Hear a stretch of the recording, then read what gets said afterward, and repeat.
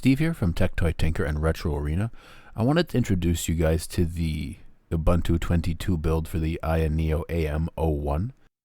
This also doubles as what I call a portable build, and what that means is you can write it to a USB stick, an external hard drive, what have you, and it's completely self-contained. The boot and everything that's required will be on that USB or on that hard drive. So with that in mind, you can install this onto a second hard drive of the AM01 or replace it on the internal if you want, or you can write it to an external hard drive and you can boot that on the AM01, but you can also take that with you on the go and plug it into other PCs and other computers and boot from that and bring your game collection with you as well, which I thought was kind of a neat side note. So first we're just going to go ahead and take a look at all the different systems that are here because Retro Arena is built into the Ubuntu image. That does include Yuzu and things like that as well, PS2.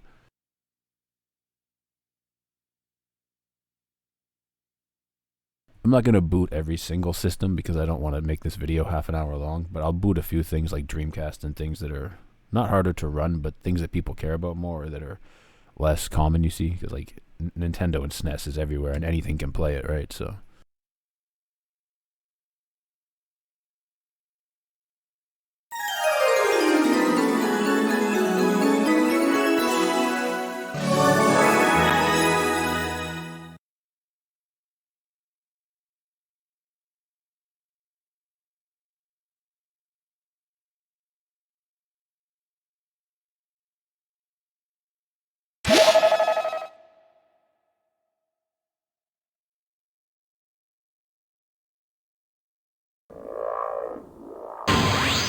Capcom versus SNK.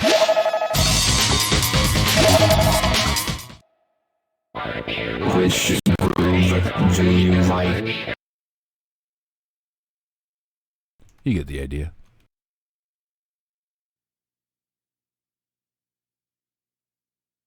The link for the image will be on the website, and it will also be in the description to the video.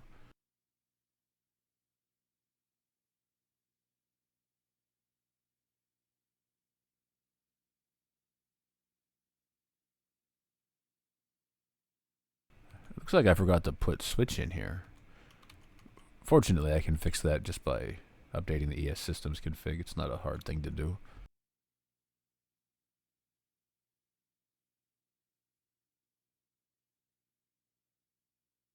That's a general overview. This is using Emulation Station as the front end. You can, of course, press F4 or go into the start menu and exit out of it, which will bring you back to Linux here. When you use the image, it will automatically load Emulation Station right from the start, and you can put most of your things in there. For example, if you install like computer games instead of just retro gaming, you can kind of work them together, so you can launch those from Emulation Station. It also has Steam pre-installed out of the box.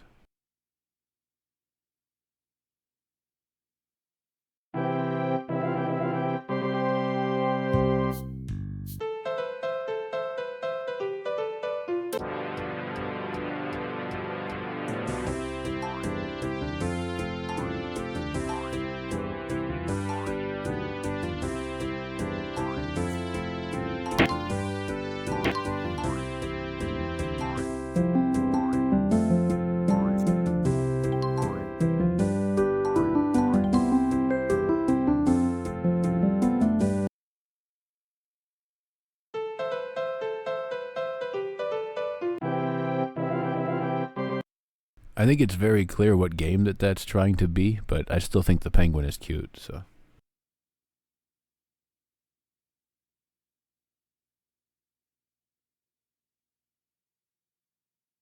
You'll also get Melon DS and Citra and things like that pre-installed for you as well.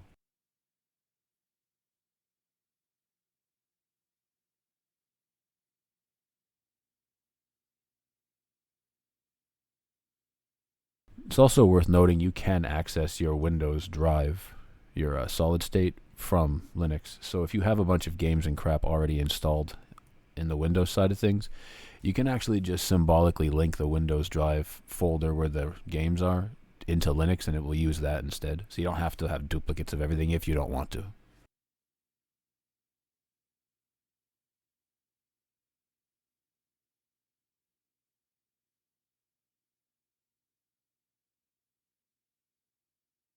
Yes, wine is also included.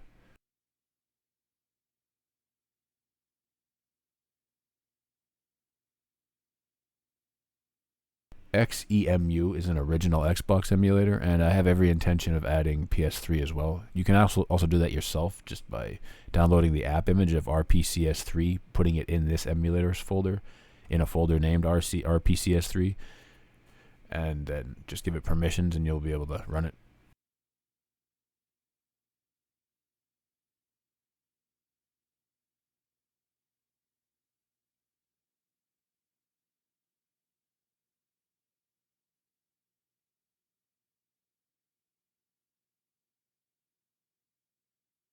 The same is true with Yuzu and other emulators. Um, all my game dumps, my cart dumps, are stored in Windows. However, I'm obviously able to access them from Linux. I don't have to have duplicates of everything.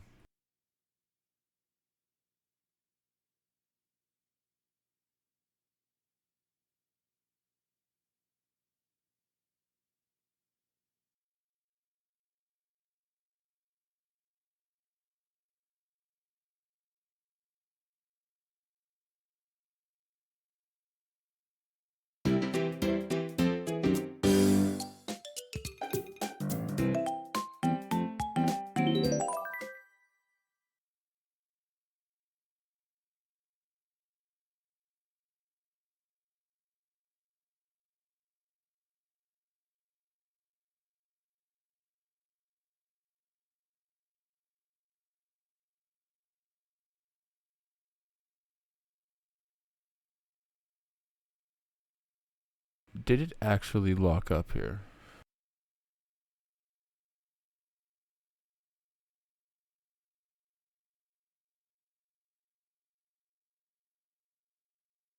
Thought it was just being slow, but it seems to actually not like this game.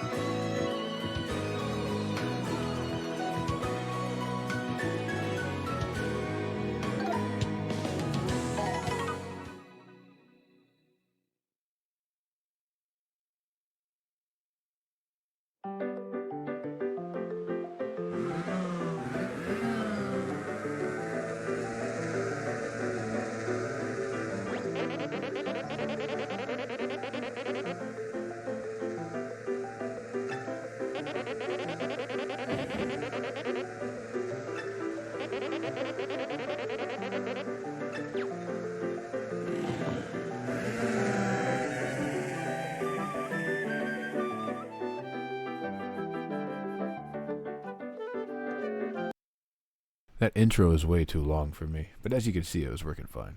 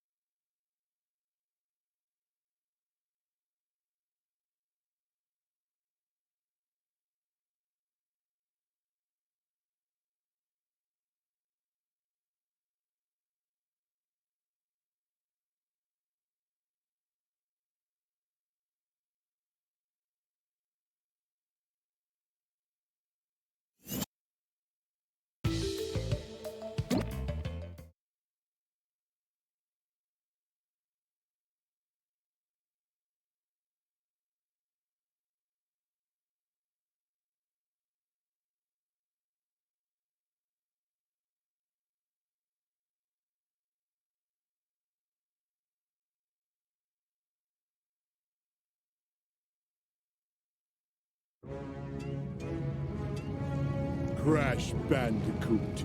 At last, I, the great Neo Cortex, have you right where I want you. And now, the final blow!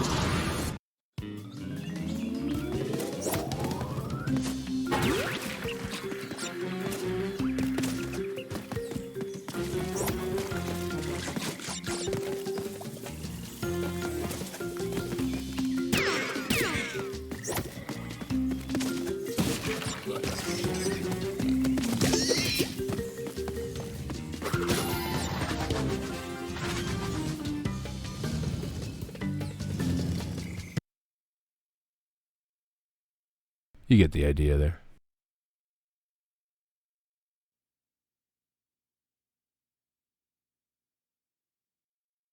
This here is the original Xbox emulator, uses ISO files, which is really easy to dump a disk to an ISO, so lucky for that.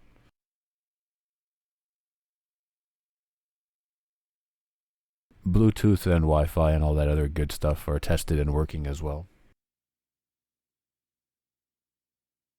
Because everything's been being upstreamed, you can actually get the latest Ubuntu 22 or 23 ISO directly from the website if you want to install it onto your secondary hard drive inside, or if you want to install it instead of Windows and you don't want Retro Arena and you don't want all the other stuff already pre-installed and pre-set up, you can just download it, like I said.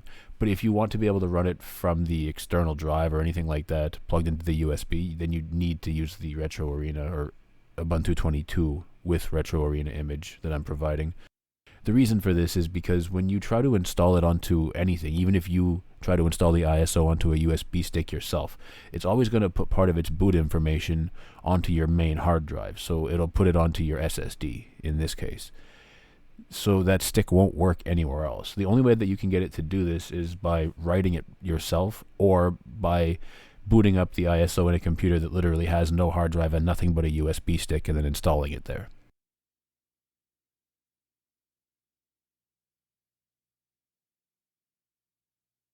I think that's about all I want to show for this video. It's getting to be about 12 and a half minutes. I don't want it to go too long. People don't really watch 30-minute videos unless they're super interesting, and this is more of a quick showcase. Anyways, though, thank you for watching. Don't forget to like and subscribe. Hope you enjoyed the video. Stay tuned for more.